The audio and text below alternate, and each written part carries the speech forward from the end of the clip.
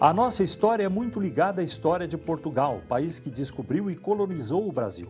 Os portugueses foram grandes navegadores já a partir do século XIII. Portugal tinha uma técnica de navegação muito desenvolvida para a época que utilizava a força dos ventos para explorar os mares, procurando novas terras e riquezas.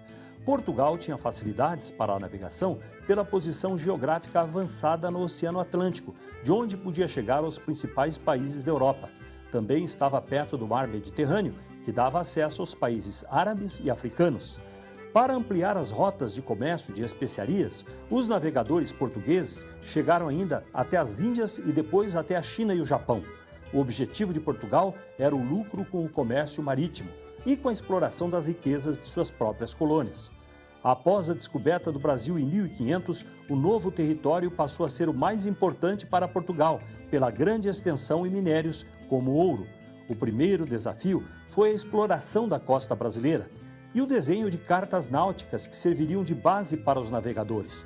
Estes mapas indicavam as melhores rotas e onde havia perigo pela existência de recifes, e para auxiliar a navegação foram construídos faróis de sinalização. Para os portugueses, a navegação também era muito importante para garantir a defesa da nova colônia, que teve que enfrentar e vencer as invasões francesas e holandesas. E para a colonização, a navegação também foi o principal meio de transporte. Não havia estradas e as viagens eram apenas por trilhas a cavalo. Assim, as ligações entre as primeiras cidades do litoral eram feitas só por embarcações. Foi por este motivo que as principais cidades brasileiras antigas surgiram e cresceram à beira-mar. Com isso, cresceu a chamada navegação de cabotagem, fazendo a ligação destas regiões ao longo da costa brasileira. Os rios foram os primeiros caminhos para dentro do território, facilitando a entrada em regiões onde eram navegáveis. Um dos primeiros foi o Rio São Francisco, com embarcações menores de comércio que facilitaram o surgimento de povoações no interior. Os bandeirantes também usaram os rios para ajudar na entrada das matas fechadas.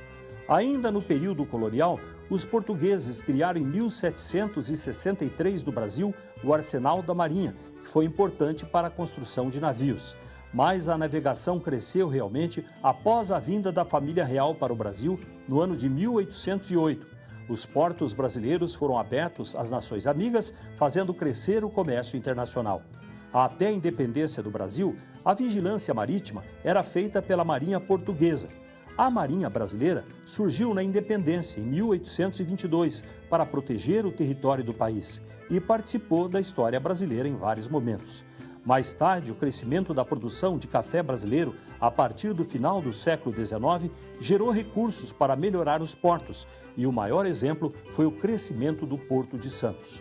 O conhecimento náutico e geopolítico dos portugueses foi muito importante para a formação do Brasil e para manter a integridade do território brasileiro ao longo dos séculos. Ao contrário dos territórios colonizados por espanhóis na América Latina, o Brasil não se dividiu, cresceu e se manteve com um grande território. Na verdade, os portugueses, que estiveram aqui por 300 anos, fizeram este país. Evidentemente, o interesse de Portugal era a exploração, eram as riquezas, mas o que importa é o que ficou. O fato dos portugueses praticamente terem construído o país da forma como ele está hoje. Uma das coisas importantes que os portugueses deixaram é a extensão territorial. O Brasil não se dividiu. Hoje a preocupação é dividir o Brasil. A questão não é a divisão do Brasil. A questão é a administração, é impedir o roubo, é saber votar. Essa sim é a tarefa do Brasil e não desfazer aquilo que foi feito pelos portugueses.